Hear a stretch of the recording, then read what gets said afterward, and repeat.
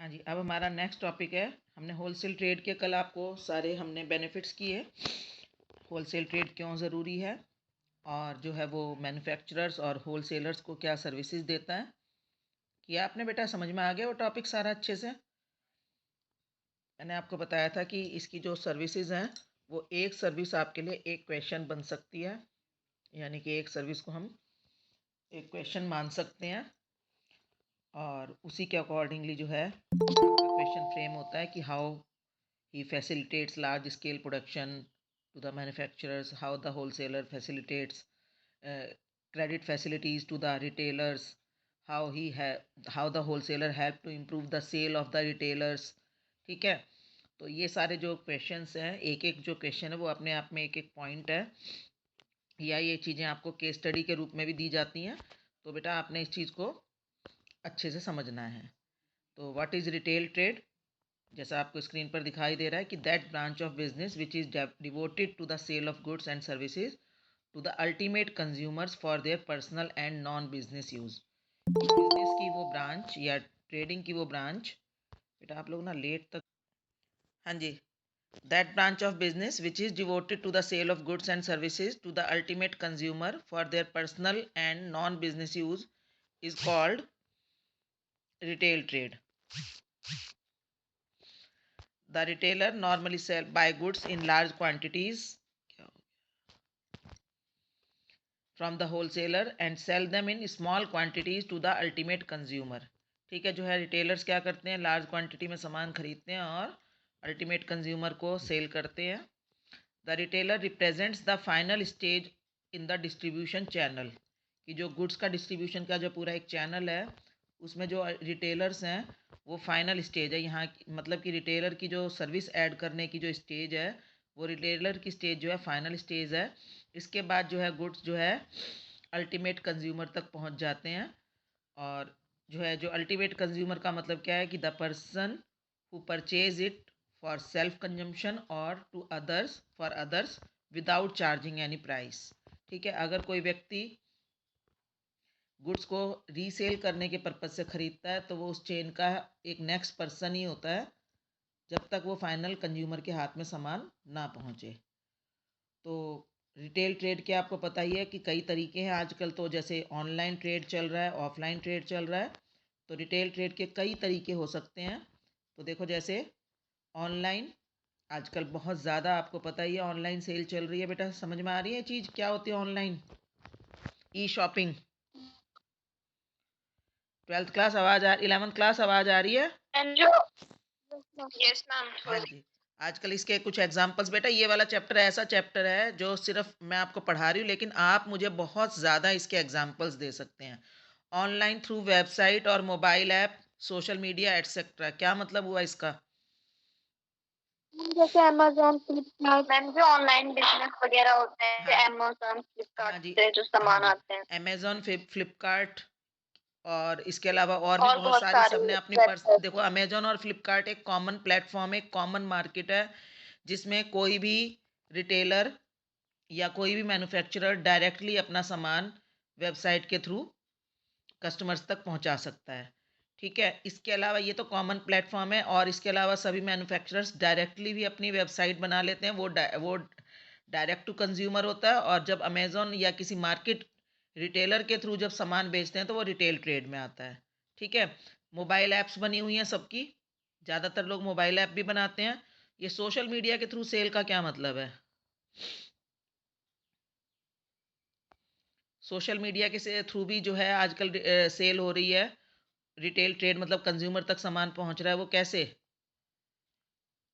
आजकल देखा होगा आपने, फेसबुक, इंस्टाग्राम, यानी जो बहुत ज़्यादा लोग यूज़ करते हैं उसके थ्रू भी सामान को डिस्प्ले किया जाता है, उसकी वीडियोस वगैरह डाली जाती हैं, तो उसके थ्रू भी कस्टमर को सामान, आजकल आपने देखा होगा ना फेसबुक लाइव आता है या इंस्टाग्राम पर आते हैं, ये चीज़ें जो आती हैं उसको हम कहते हैं through social media. Yes ma'am. Ma'am Instagram पे जैसे लोग स्मॉल बिज़नेस स्टार्ट करते हैं। हाँ जी, हाँ जी। इंस्टाग्राम पर करते हैं या फ़ेसबुक वगैरह पर करते हैं ना, तो वो सब चीज़ें हमारा, या आजकल व्हाट्सएप के थ्रू होता है, चैटबॉट काम करते हैं। चैटबॉट देखे हैं ना आपने, कि हम मैसेज डालते हैं तो वहाँ से जवाब आने शुरू हो जाते हैं। ऑटोमेटिक जो आते हैं ना आंसर्स आते हैं, जैसे हम एक कई बार आता है कि say hi on this WhatsApp number to contact us, हमने हाय लिखा तो वहाँ से एक ऑटोमेटिक Yes, रिप्लाई sir. आता है। तो दैट इज चैट बोट उसको बोलते हैं। चैट बोट के थ्रू हमारे पास उनसे बात शुरू होती है, और इसके बाद अगर हम चाहें तो फिर हम उसके रिटेलर से बात कर सकते हैं, उसको भी अपना ऑर्डर दे सकते हैं। ठीक है, तो आजकल ऑनलाइन भी रिटेल ट्रेड चल रहा है जो कि डायरेक्ट टू कंज्यूमर भी है। डायरेक्ट टू कंज्यूमर का मतलब क्या है कि जो मैन्युफैक्चरर है उसने डायरेक्टली अपनी वेबसाइट खोलकर जो है कंज्यूमर को सामान बेचा, कंज्यूमर ने उसको ऑर्डर दिया तो उसने अपना एक सेगमेंट बना लिया रिटेल ट्रेड का, और जो है वो लोग उसके थ्रू बेच रहे हैं। और नहीं तो हम किसी प्लेटफॉर्म के थ्रू, किसी कॉमन वेबसाइट के थ्रू कर सकते हैं, जो कि जैसे कि आपने अभी नाम बताया वेबसाइट, फ्लिपकार्ट या अमेज़ोन वगैरह। ठीक है, इसके अलावा हाँ जी, ऑफलाइन ऑफलाइन कैसे हो सकता है? By personally contacting the customer, कि हम जो है पर्सनली कस्टमर को कांटेक्ट कर रहे हैं, उसके डोर टू डोर जाकर कर रहे हैं, हम उसको टेलीफोन करके कर रहे हैं। वेंडिंग मशीन्स, आजकल आपने देखा होगा वेंडिंग मशीन्स क्या होती हैं बेटा, देखी हैं आपने वेंडिंग मशीन्स? No, ma'am. बेटा वेंडिंग मशीन वो होती है जहाँ पर हम अपना पैसे डालें और ऑटोमेटिकली चीज़ आपके सामने आ जाती है। जो एटीएम है ना बेटा, वो भी एक वेंडिंग मशीन का एग्जाम्पल है, लेटेस्ट एग्जाम्पल जो आपको कॉमनली दिखता है। एटीएम देखा है आपने? Yes, ma'am. Yes, ma'am. जो सेल्फ ऑपरेटेड मशीन्स होती हैं जिसमें कस्टमर खुद से किसी कार्ड के थ्रू या कॉइन के थ्रू उसको ऑपरेट कर सकता है, सर्विसेज ले सकता है, सामान खरीद सकता है। तो वेंडिंग मशीन्स में बहुत पुरानी, जो सबसे जो ओल्डेस्ट आपने वेंडिंग मशीन आपके पेरेंट्स के मुंह से भी सुनी होगी, वो होती थी मदर डेयरी में, हमें मिल्क मिलता था कॉइन डालकर। सुना आपने बेटा कभी? Yes, ma'am. Yes, ma'am. हाँ जी, ये 30-40 साल पहले तक का भी ये जो है सिनेरियो था कि उस वक्त भी ऑटोमेटिक वेंडिंग मशीन्स थी, कि हम वो कॉइन ऑपरेटेड होती थी। लोग फोन्स करते थे, आपने सुन देखा होगा पीसीओ वगैरह होते थे, उसमें हम कॉइन डालकर कॉल कर सकते थे किसी को, Yes, ma'am. है ना? Yes, ma'am. रेलवे स्टेशन पर वेइंग मशीन्स होती थी, हम अपना कॉइन डालें और अपना वेट कर लें, है ना? ये हमारी वेंडिंग मशीन्स है। और आजकल आप देख रहे हो मेट्रो स्टेशन पर लगी हुई, देखी है आपने वेंडिंग मशीन्स? Yes, ma'am. कौन सी होती हैं बताओ? उसमें से टोकन निकलता है। टोकन निकलता है, या हम अपना कार्ड रिचार्ज करवा सकते हैं।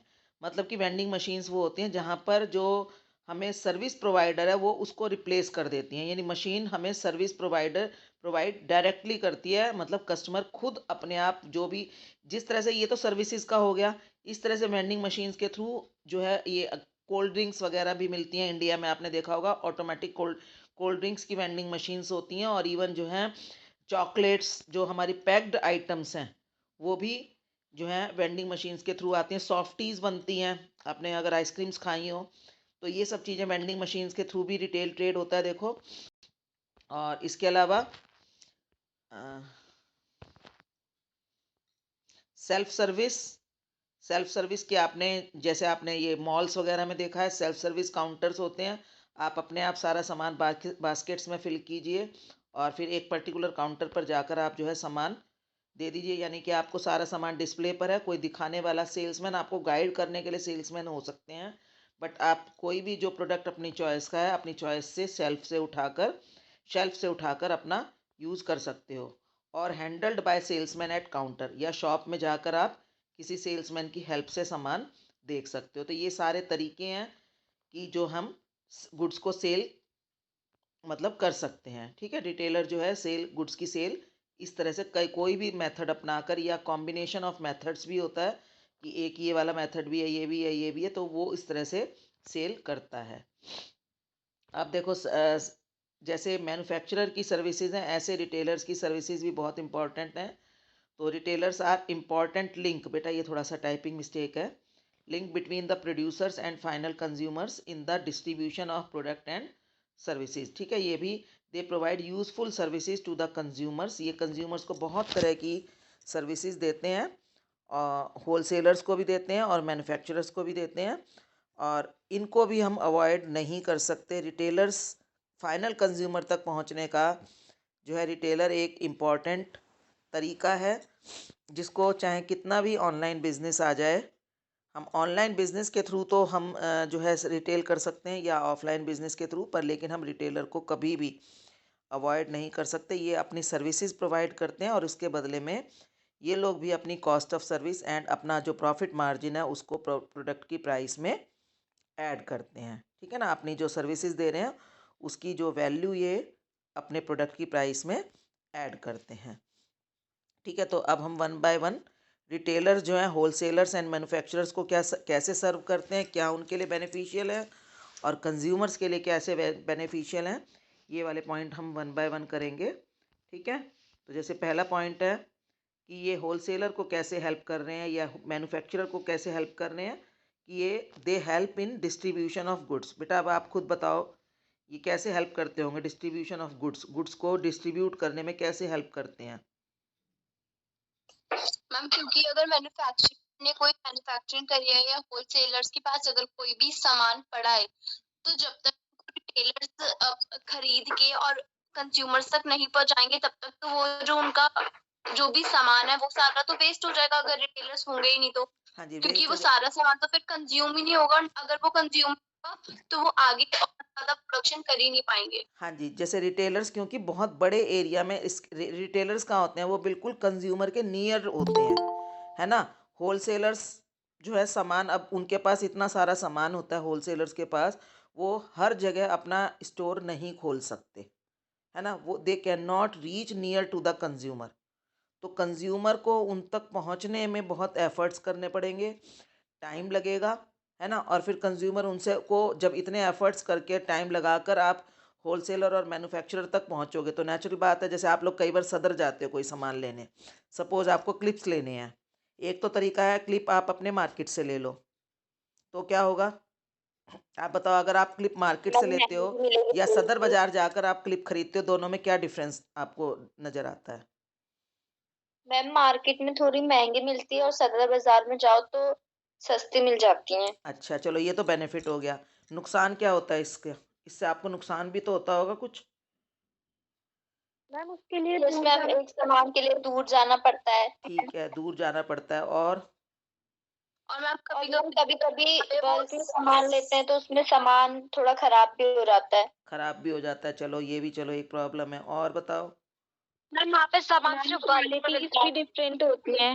हाँ जी, सामान की क्वालिटी डिफरेंट होती है बेटा, मैम वो तो चलो आप क्वालिटी देखकर उसी क्वालिटी का सामान ले लो जो आपने यहाँ से लेना है बेटा, उसमें मैम वहाँ पे मैम होलसेल में मैम सामान बल्क में मिलता है। होलसेल हाँ में जी, बल्क मिलता में है मैम। खरीदना पड़ता है, यानी आपके पास चॉइस कम रह जाती है। आप यहाँ से अगर आपको 6 क्लिप्स खरीदने हैं तो आप 6 अलग अलग डिज़ाइन के क्लिप्स खरीद लोगे, जो कि आपके पास चॉइस भी होगी। और आपको 6 क्लिप्स खरीदने हैं तो 6 के 6 क्लिप्स आपके पास अलग अलग डिज़ाइन के होंगे। लेकिन अगर आप सदर बाज़ार से क्लिप्स लाते हो तो क्या होगा, आपके पास 6 क्लिप्स खरीदोगे, सस्ते भी मिलेंगे लेकिन आपको मैम सेम सेम डिज़ाइन के मिलेंगे, है ना। आपको एक तो वो लोग आपको देंगे नहीं, और दूसरा आप भी सोचोगे कि मैं इतनी दूर एफर्ट करके आई हूँ तो मैं एक साथ 6 खरीद लूँ।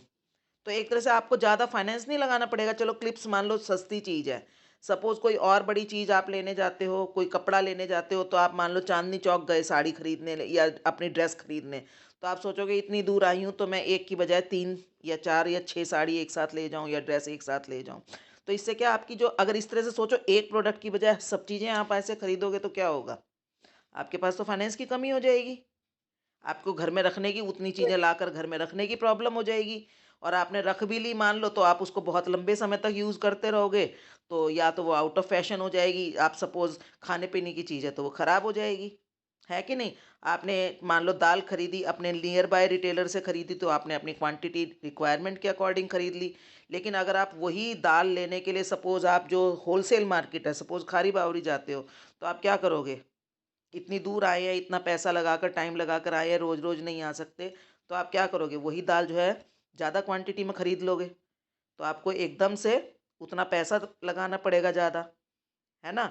यहाँ पर वो दाल सपोज़ आपको 100 रुपये किलो मिलती है और वहाँ जाकर वो आपको 80 रुपीज़ पर केजी मिल जाती है, लेकिन आपने वहाँ एकदम से 400 रुपीज़ खर्च किए 5 किलो दाल खरीदने के लिए। तो उस 500 का आपको इंटरेस्ट भी तो लगेगा, अगर हम फाइनेंशियली सोचें तो 400 रुपीज़ का, है ना। तो इस तरह से अगर जो कंज्यूमर बजाय रिटेलर के सामान डायरेक्टली होलसेलर से ख़रीदता है तो उसको भी प्रॉब्लम होती है। लेकिन जो रिटेलर होता है वो क्या करता है, कंज्यूमर के नियर बाय होता है ना। और हर कंज्यूमर के मतलब थोड़ी थोड़ी दूर पर रिटेलर स्कैटर्ड होते हैं, जिससे क्या होता है कि जो कंज्यूमर है अपनी ज़रूरत के अनुसार सामान ले लेता है। तो इस तरह से जो रिटेलर्स हैं, सॉरी होलसेलर्स और मैन्युफैक्चरर्स का सामान बहुत दूर दूर तक डिस्ट्रीब्यूट हो पाता है। अगर ये ना हो तो क्या होगा कि वही कंज्यूमर इन लोगों तक पहुंच पाएंगे जो पहुंच सकते हैं, जिनके पास टाइम है, जिनको उस चीज़ की नॉलेज है, उस एरिया की नॉलेज है, वही पहुंच पाएंगे। हर कंज्यूमर वो सामान नहीं खरीद पाएगा। ठीक है बेटा।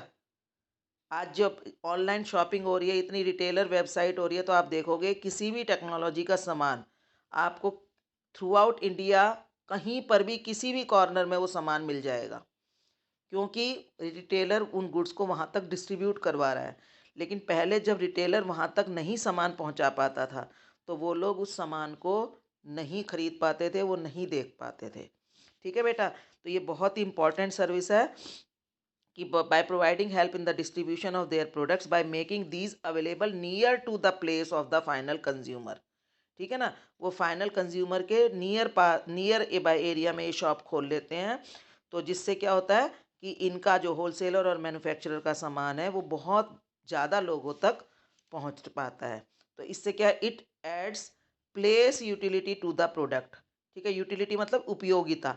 ठीक है, कि जब रिटेलर ने सामान दूर दूर तक पहुंचा दिया, लार्ज जोग्राफिकल एरिया तक उस सामान को पहुंचा दिया, तो हर हर प्लेस पर उस प्रोडक्ट की यूटिलिटी इंक्रीज हो गई, हर प्लेस के लिए वो प्रोडक्ट यूज़फुल हो गया। या प्रोडक्ट में जो है उस तरह से फिर जो है जो हर एरिया के अकॉर्डिंगली प्रोडक्ट में ज़रूरत के अनुसार कुछ अगर चेंजेस की रिक्वायरमेंट है तो वो भी की जा सकती है। नेक्स्ट पॉइंट है बेटा पर्सनल सेलिंग। बताओ, रिटेलर्स जो हैं, बेटा आपकी क्लास में काफ़ी बच्चे रिटेलिंग के भी तो होंगे ना, जो रिटेल नो मैम, एज हाँ सब्जेक्ट पढ़। नहीं है 9th में थे। अब नहीं है, अच्छा 9th-10th में पढ़ा होगा ना आपने। बताओ रिटेलर जो हैं पर्सनल सेलिंग में कैसे हेल्प करते हैं। पर्सनल सेलिंग का क्या मतलब होता है बेटा,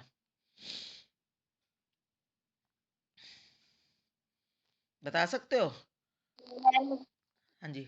पर्सनल सेलिंग का मतलब होता है कंज्यूमर को उस प्रोडक्ट के बारे में फुल इंफॉर्मेशन देकर, उसका वो कैसे यूज़ होगी, क्या उसके अंदर बेनिफिट्स हैं, क्या उसके कैसे वो उन बेनिफिट्स को अवेल कर सकता है।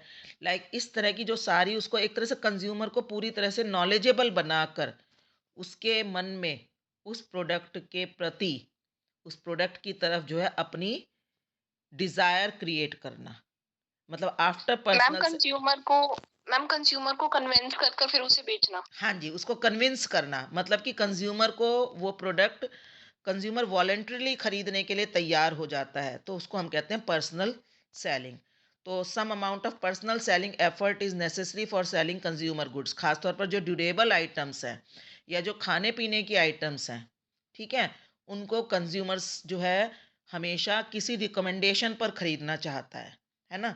वो पूरी तरह से अपने आप को इंश्योर करना चाहता है कि जो वो प्रोडक्ट खरीद रहा है वो अच्छी क्वालिटी का भी है, और वो कई बार जो ख़ास तौर पर जो इलेक्ट्रॉनिक आइटम्स हैं वो कैसे यूज़ होंगे, कैसे उसको कहाँ पर यूज़ होंगे, वो सब वो जानना चाहता है।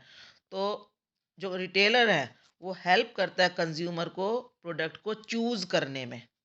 ठीक है, जैसे मान लो आप किसी शॉप पर जाते हो, वो आपको 3-4 ब्रांड के प्रोडक्ट दिखा देता है, आप कंफ्यूज हो कौन सा खरीदे, तो लास्ट में आप क्या करते हो बेटा, कभी ऐसा किए हुआ है आपके साथ ऐसा, या कोई ड्रेस मटेरियल ही खरीदने गए, कोई ड्रेस खरीदी, 2-3 ड्रेसेस हैं, ठीक है, उसमें हम लास्ट में कई बार कितना क्या होता है कि रिटेलर की भी हेल्प ले लेते हैं, यानी उसके जो भी काउंटर पर जो खड़े हैं उनसे भी कहते हैं कि आप हमारी हेल्प कीजिए, आप बताइए इसमें ये चीज़ कैसे है। तो वो आपको वैसे भी हेल्प के ना भी मांगे तो आप उससे उसकी पूरी इंक्वायरी लेते हो, जानकारी लेते हो। ठीक है, इसके बाद आप जो है डिसीजन लेते हो कि मैंने कौन सा प्रोडक्ट खरीदना है और कौन सा नहीं खरीदना। तो ये सर्विसेज जो हैं होलसेलर एंड मैन्युफैक्चरर अपने कंज्यूमर को नहीं दे सकते। रीज़न क्या है, या तो वो अलग से रिटेलिंग का अपना एक सेक्शन खोले, ठीक है। होलसेलर एंड मैन्युफैक्चरर प्रोडक्शन के साथ आजकल जैसे डाइवर्सिफिकेशन का टाइम चल रहा है, तो ये लोग या तो अपना ही एक रिटेल सेक्शन अलग से एक ब्रांच खोल लेते हैं, लेकिन अगर इन्होंने अपनी कोई रिटेल ब्रांच नहीं खोली है और सिर्फ ये मैन्युफैक्चरिंग का काम कर रहे हैं और उन्होंने कोई काउंटर सेल स्टार्ट नहीं की हुई है, तो क्या होगा कि ये कंज्यूमर तक अपनी बात को पूरा, हर कंज्यूमर को उसकी रिक्वायरमेंट के अकॉर्डिंगली अपनी बात को पूरा नहीं पहुंचा पाएंगे।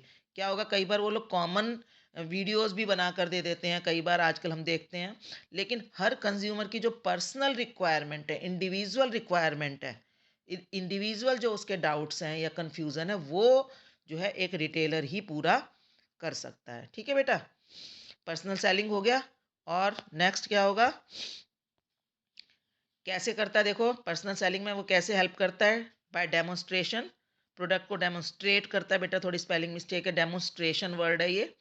काउंसिल करना, उस प्रोडक्ट के बारे में समझाना कि वो उसकी कंज्यूमर की ज़रूरत को समझकर उसके अकॉर्डिंगली वो उसको प्रोडक्ट दिखाता है, समझाता है उसके बारे में कि उसकी क्या रिक्वायरमेंट है, उनको गाइड भी करता है कई बार कि ये चीज़ आपके लिए कैसी रहेगी, और गिविंग आफ्टर सेल सर्विस, और उसको फिर इसके बाद अगर वो प्रोडक्ट ख़रीदता है और उसके बाद कोई प्रॉब्लम भी आती है, तो जो हम होता है ना, हम लोग फटाफट अपने आसपास अगर हमारे कोई रिटेलर है तो हम उसको जाकर उसके बारे में कंप्लेन कर देते हैं, या कोई हमें डाउट है तो वो क्लियर करते हैं।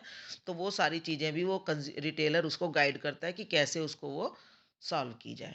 ठीक है बेटा, तो ये सारी चीज़ें किस चीज़ में आती हैं, ये पर्सनल सेलिंग एफर्ट्स में होती हैं। बच्चे ये चीज़ें देखने में बहुत इजी लग रही हैं, लेकिन आपको थोड़े से जब हॉट्स टाइप के जब एग्जांपल्स आते हैं, तब आपको ये क्लियरली आइडेंटिफाई करना होता है कि ये कौन सी सर्विस रिटेलर ने होलसेलर्स को दी। आपको ये चीज़ें एक केस स्टडी के फॉर्म में ये क्वेश्चंस बना दिए जाएंगे, जैसे कि suppose Tina went to the electric product went to purchase a electric product, say a mixie, and she was doubtful about the usage of mixie. Then the retailer helped him choosing a mixie. तो बताइए कैसे retailer ने wholesaler की help की। तो इस तरह से क्वेश्चन आ सकते हैं, तो फिर आपको उसमें बताना पड़ेगा कि रिटेलर ने पर्सनल सेलिंग यूज करके होलसेलर एंड मैन्युफैक्चरर की भी हेल्प की। ठीक है बेटा, इसके बाद एनेबलिंग लार्ज स्केल प्रोडक्शन। अब ये बताओ रिटेलर जो है होलसेलर को लार्ज स्केल प्रोडक्शन में कैसे हेल्प कर रहा है, बताओ। कि वही है कि उसने जब इतने सारे बहुत सारे रिटेलर्स हैं अलग अलग एरिया में, वो अपने अपने कस्टमर्स को सर्व कर रहे हैं, है ना। तो इससे क्या होगा कि जो होलसेलर्स की एंड मैन्युफैक्चरर्स के प्रोडक्ट की, पहले तो मैन्युफैक्चरर्स की सेल बढ़ी, पहले होलसेलर्स की सेल बढ़ी, और होलसेलर ने फिर वो ऑर्डर प्लेस किया मैन्युफैक्चरर तक, तो वो सेल बढ़ी। अगर रिटेलर ना होते तो क्या होता, क्या ये सेल इतनी पॉसिबल थी? नो क्यों? मैम, क्योंकि वही रीजन है कि वो चीज बहुत क्योंकि सारे मैम कस्टमर वो तक नहीं चीज ही पहुंच जब तक पाती। बिकती नहीं तब तक आगे की प्रोडक्शन तो हो ही नहीं पाती। हाँ जी, हो ही नहीं पाती, और बहुत सारे कंज्यूमर्स तक तो वो नहीं पहुंच पाती ना। फिर वही प्रॉब्लम रहती कि जो कंज्यूमर उन तक पहुंचकर सामान ले आया, जिसके पास टाइम है, जो एफर्ट कर सका, वो तो वो उस चीज़ को ले लेता, लेकिन बाकी के जो कंज्यूमर्स है वो अपना काम चलाते रहते। क्यों? क्योंकि वो चीज़ उनके पास अवेलेबल नहीं है ना। ऐसा बहुत सारी चीज़ें होती हैं ना कि हमारे पास नियर बाय हो तो हम खरीद लें, और लेकिन क्योंकि बहुत दूर जाना पड़ेगा तो हम नहीं खरीद रहे। इस टाइप के डिसीजन हम कई बार लेते हैं या नहीं लेते बेटा, यस मैम। है ना। तो उससे क्या हो रहा है, क्योंकि वो हमारे नियर बाय नहीं है, तो हमने एज कंज्यूमर उस चीज़ के बिना जीना सीख लिया। तो इसका मतलब क्या है, हमने उस मैन्युफैक्चरर की डिमांड में एक कंज्यूमर कम हो गया। लेकिन अगर वही चीज़ मेरे नियर बाय आ जाए और मैं भी उसको ख़रीद लूँ, तो इसका मतलब मेरे तरफ से एक इंडिविजुअल डिमांड जनरेट हो गई, और ऐसे मेरे जैसे बहुत सारे लोग होंगे। तो सभी लोग अपनी जब इंडिविजुअल डिमांड जनरेट करेंगे, तो प्रोडक्ट की डिमांड बढ़ेगी। प्रोडक्ट की डिमांड बढ़ेगी तो होलसेलर्स के पास सामान बिकेगा, और जब होलसेलर्स के पास सामान बिकेगा तो मैन्युफैक्चरर भी लार्ज स्केल पर प्रोडक्शन या ऑपरेशंस कर पाएंगे, काम कर पाएंगे। फिर देखो कलेक्टिंग मार्केट इन्फॉर्मेशन। बेटा थोड़ा कलर यहाँ कॉम्बिनेशन गलत हो गया ना, दिखाई दे रहा है बेटा स्क्रीन पर आपको? Yes ma'am. जी, कलेक्टिंग मार्केट इन्फॉर्मेशन, बताओ इसमें कैसे हेल्प करते हैं रिटेलर्स, क्या हेल्प करते हैं? मैम जो रिटेलर्स होते हैं वो जैसे बायर्स की टेस्ट प्रेफरेंस और उनकी पसंद को कलेक्ट करके होलसेलर को बताते हैं, फिर वो मैन्युफैक्चरर को बताते हैं होलसेलर। हाँ तो जी, उससे पता चलता है कि बायर्स किस किस तरह का सामान पसंद करता है, हाँ जी, तो वो बिल्कुल उसकी ट्रू। प्रोडक्शन हाँ जी। ज़्यादा करेंगे। हाँ जी, हम लोग जो है हमेशा क्या होता है कि जब हमें कोई सामान चाहिए होता है, तो हम जाकर रिटेलर से पूछते हैं कि मेरी ऐसी ज़रूरत है, क्या आपके पास ऐसा सामान अवेलेबल है? अगर है, तो वो मुझे बताता है। फिर मैं उसमें अपनी रिक्वायरमेंट ऐड कर देती हूँ कि नहीं मुझे तो ऐसा चाहिए था, मुझे तो इस तरह से क्या होता है, कंज़्यूमर क्या चाहता है, किस चीज़ की अगर एक्चुअली में उस सेल हो रही है, सामान अवेलेबल है तो भी, और अगर अवेलेबल नहीं है तो भी, वो सारी इन्फॉर्मेशन फिर वो होलसेलर को देता है कि कंज्यूमर इस चीज़ में ये चेंज चाहता है, या कंज्यूमर ने सामान खरीदा उसको इस चीज़ में ये प्रॉब्लम आई, है ना। वो सारी इन्फॉर्मेशन रिटेलर किसको देगा, होलसेलर को। रिटेलर मैम किसको देगा, होलसेलर को, होलसेलर को। और होलसेलर किसको देगा, मैन्युफैक्चरर को, मैन्युफैक्चरर है ना। तो इस तरह से मार्केट इन्फॉर्मेशन पता लग पाती है, एक्चुअल इन्फॉर्मेशन पता लगती है, जिससे कि ये लोग फिर अपने प्रोडक्ट में चेंज कर पाते हैं। ठीक है, हर एरिया की पता लगती है, नहीं तो क्या होगा, जो सिर्फ इनके पास कुछ ही कंज्यूमर इनके पास पहुंचेंगे, अगर रिटेलर नहीं होगा तो क्या होगा, कुछ ही कंज्यूमर इनके पास पहुंचेंगे, और हमें कुछ ही एरिया के लोगों की रिक्वायरमेंट पता लग पाएगी, ओवरऑल रिक्वायरमेंट नहीं पता लगेगी। ठीक है बेटा, इसके बाद हाँ जी, help in promotion, sales promotion. Sales promotion का क्या मतलब है बेटा, हेल्प इन सेल्स प्रमोशन। बेटा ये सारे पॉइंट्स मैंने एनसीईआरटी की बुक से ही कॉपी किए हुए हैं, उन्हीं को मैं हमने जो है ये पीपीटीज में आपको हेल्प करने के लिए, आपको ज़्यादा अच्छे से समझ में आए, मैंने कन्वर्ट किया हुआ है। ये सारे पॉइंट्स जो है हमारे एनसीईआरटी की बुक्स के ही हैं। बताइए, helps in promotion of goods. Ma'am जो सेल्स होती है प्रोडक्ट से उनको बढ़ाने में हेल्प हाँ, करते हैं। मतलब कैसे बढ़ाने में हेल्प करते हैं कि वो कंज्यूमर के सामने मैम उस प्रोडक्ट को लाते हैं। सेल्स और उन्हें प्रमोशन, बताते हैं उसके बारे में, तो उससे ज्यादा वो होता है प्रमोशन हाँ जी, उसका। कि वो उस प्रोडक्ट को जैसे डिस्प्ले करना काउंटर पर, जैसे कई बार होता है ना, हमें उस चीज़ का नहीं पता होता, हम किसी शॉप पर जाते हैं, वो सामने लगी हुई चीज़ जो डिस्प्ले पर चीज़ है, हम फिर जान पाते हैं कि ये चीज़ अवेलेबल है, और हम उससे कुछ चीज़ें तो हम अपनी नॉलेज के बेस पर, पहले से हमें प्रीवियस नॉलेज है उसके बेस पर ख़रीदते हैं, तो बहुत सारी चीज़ें हम डिस्प्ले के बेस पर ख़रीदते हैं, नहीं ऐसा यस मैम। है ना, बहुत सारी चीज़ें ऐसी हैं जो हम देख कर खरीदते हैं, अगर वो चीज़ हमें दिखाई ना दे तो हम उस चीज़ को नहीं खरीदेंगे। तो ये वाला काम कौन करता है, रिटेलर ही, रिटेलर। है ना। रिटेलर अपना अलग अलग तरह से प्रोडक्ट को डिस्प्ले करता है, तो जिसकी वजह से वो सामान आसानी से बिक जाता है। जैसे मैन्युफैक्चरर, होलसेलर तो क्या है, अपने प्रोडक्ट को एडवर्टाइज करते हैं, ठीक है, वो तो एडवर्टाइजमेंट कर देते हैं, लेकिन एडवर्टाइजमेंट के बाद भी कस्टमर उस चीज़ को तब खरीदने का डिसीजन लेता है जब वो चीज़ उसको सामने नज़र आती है।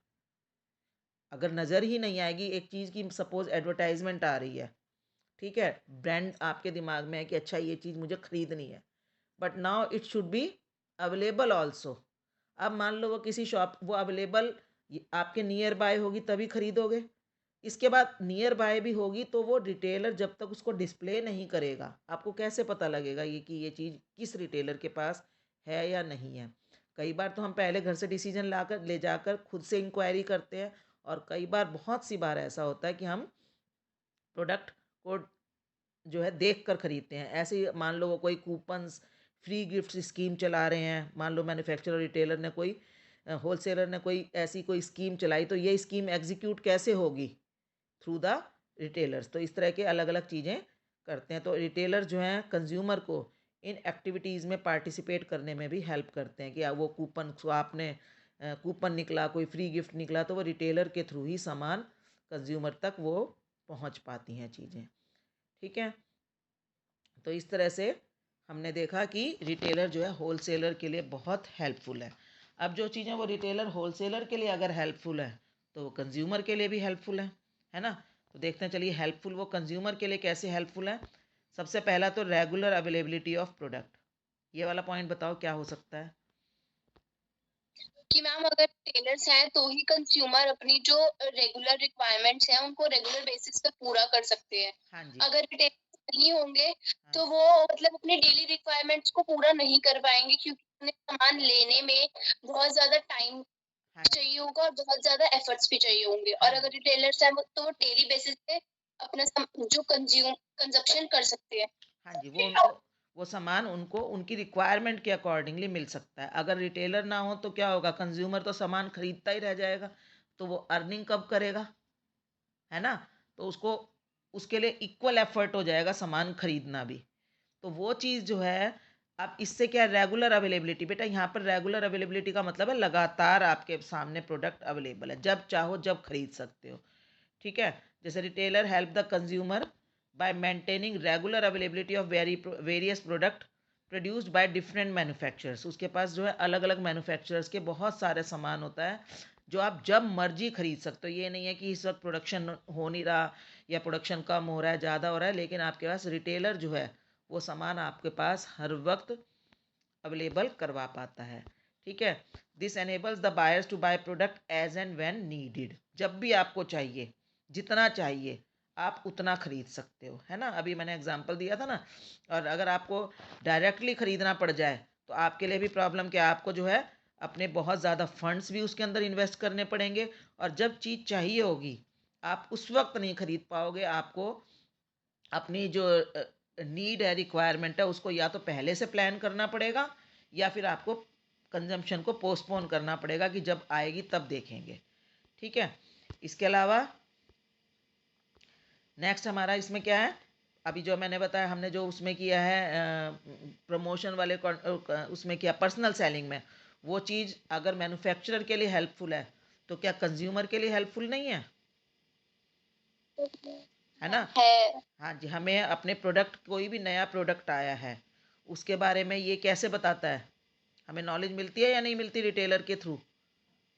यस मैम, ये सामान के बारे में डिटेल में बताते हैं कि ये चीज नई आई है मार्केट में, हाँ उसकी जी। क्या खूबियां हैं, क्या बुराई है उसमें। हाँ हाँ हाँ, वही सब चीज़ें हैं कि वो डिस्प्ले करता है, कंज्यूमर की जो क्वेरीज होती हैं उनको फुलफ़िल करता है, उसको यूज़ करने का कई बार तरीका भी बताता है, अदर कस्टमर्स का कैसा उसके प्रति फीडबैक है ये भी कई बार बताता है। जैसे रिक्वायरमेंट अकॉर्डिंग टू प्रोडक्ट जो भी हमें वो कंज्यूमर को न्यू प्रोडक्ट इन्फॉर्मेशन रिटेलर्स के थ्रू मिलती है, जब वो उसको अपने डिस्प्ले पर लगाते हैं और उन चीज़ों के बारे में कंज्यूमर को बताते हैं। तो हमें भी अपनी बहुत सारी ऐसी, जैसे मैंने आपको बताया कि हम जब कंज्यूमर माइंडसेट से होते हैं तो हम लोग ज़्यादातर क्या करते हैं, जो चीज़ें अवेलेबल हैं हम उसी में अपनी ज़रूरतों को फिट कर देते हैं। ऐसा है क्या बेटा।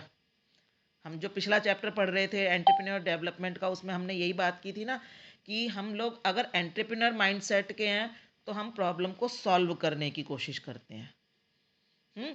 और अगर हम कंज्यूमर माइंडसेट के हैं तो हम अगर कंज्यूमर की तरफ से सोचें तो हमें जो चीज़ अवेलेबल है मार्केट में, इजीली अवेलेबल है, तो हम उसी में अपनी ज़रूरतों को फिट कर लेते हैं।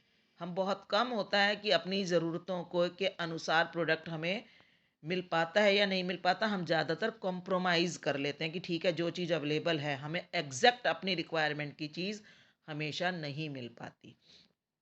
तो वो कई बार क्या होता है कि वो चीज़ मार्केट में अवेलेबल भी होती है, लेकिन हमें उसकी इन्फॉर्मेशन ना होने के कारण हम कॉम्प्रोमाइज़ कर लेते हैं। तो वो चीज़ जो है हमारी प्रॉब्लम है, उसको रिटेलर सॉल्व करता है, वो जब हमें प्रोडक्ट के बारे में इन्फॉर्म करता है।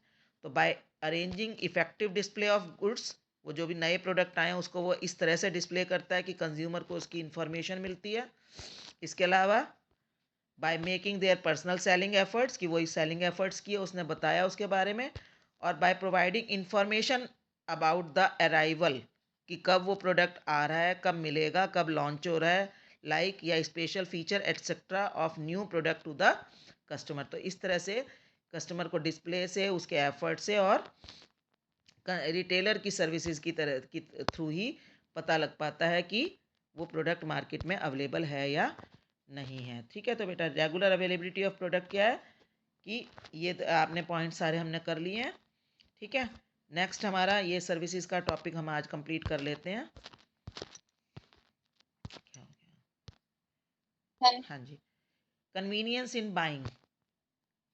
ये वाला पॉइंट आप आराम से समझ सकते हो कि हमारे लिए कन्वीनियंट होता है बाय करना। ये वाला पॉइंट हम पहले ही कई बार डिस्कस कर चुके हैं कि कंज्यूमर को जो है रिटेलर जो है उसकी स्मॉल क्वांटिटी में प्रोडक्ट बेचते हैं तो वो अपनी ज़रूरत के अनुसार जितनी चाहिए उतनी खरीद पाता है, according to requirement of their customer. जिस वैरायटी का सामान, जिस ब्रांड का या जिस क्वालिटी का सामान जिस एरिया के कस्टमर्स को चाहिए होता है, जितना चाहिए होता है उसके अकॉर्डिंगली वो सामान बेचते हैं। तो हमारे लिए हमारे बहुत जितना भी मतलब कुछ चीज़ें तो आप आगे पढ़ोगे, कुछ चीज़ें तो हमें अपने डोर स्टेप पर ही मिल जाती है, यानी हमारे घर में मिल जाती हैं।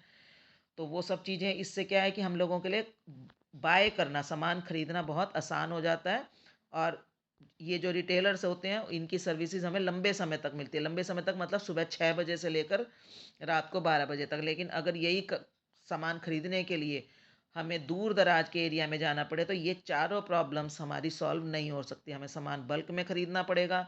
हम जहाँ गए हैं वहाँ पर अगर हमारी रिक्वायरमेंट की चीज़ नहीं भी मिल रही तो हम थोड़ा बहुत कॉम्प्रोमाइज़ करके ख़रीदेंगे। हमारे रेजिडेंशियल एरिया के नियर भी नहीं होगा और वो उसको वहाँ वो सामान खरीदने के लिए हमें स्पेशल अपनी जर्नी प्लान करनी पड़ेगी। हमें स्पेशल प्लान करके वहाँ जाना पड़ेगा और वो कुछ ही घंटों के लिए हम कर पाएंगे। तो इससे क्या है कि ये जो सर्विसेज हैं रिटेलर्स की वो कंज्यूमर को सामान खरीदने में बहुत कन्वीनियंस प्रोवाइड करती हैं। ठीक है। फिर इसके बाद वाइड सिलेक्शन। वाइड सिलेक्शन का मतलब क्या है, हमारे पास चॉइस बहुत ज़्यादा हो जाती है। रिटेलर जो है हमें सामान को एक ही सामान खरीदने की बजाय मतलब हमें उस सामान की वैरायटी देता है। ठीक है, वैरायटी ऑफ प्रोडक्ट वो ऑफर करता है। ज़्यादातर उसके पास ना बहुत सारे मैन्युफैक्चरर्स का वो सामान होता है ना, एक ही चीज़ के कई ब्रांड दिखा देता है। जैसे कई बार कलर्स दिखा देता है, ऑप्शंस उसमें कई खाने पीने की चीज़ों में टेस्ट दिखा देता है, किसी चीज़ में फ्रेगरेंस दिखा देता है, यानी अलग अलग उसकी आपको वैरायटीज़ देता है। और आप उसमें से अपनी चॉइस की जो है प्रोडक्ट खरीद पाते हो। और कई बार आप कॉम्बिनेशन भी कर लेते हो कि चलो अलग अलग वैरायटी की हमने कई चीज़ें खरीद ली। जबकि ये काम अगर हमें डायरेक्टली जाकर करना पड़ जाए तो क्या होगा, हमारे पास चॉइस नहीं होगी। जहाँ हम चले गए हैं हमें वहीं से सामान वही खरीदना पड़ेगा जो वहाँ पर अवेलेबल है। ठीक है।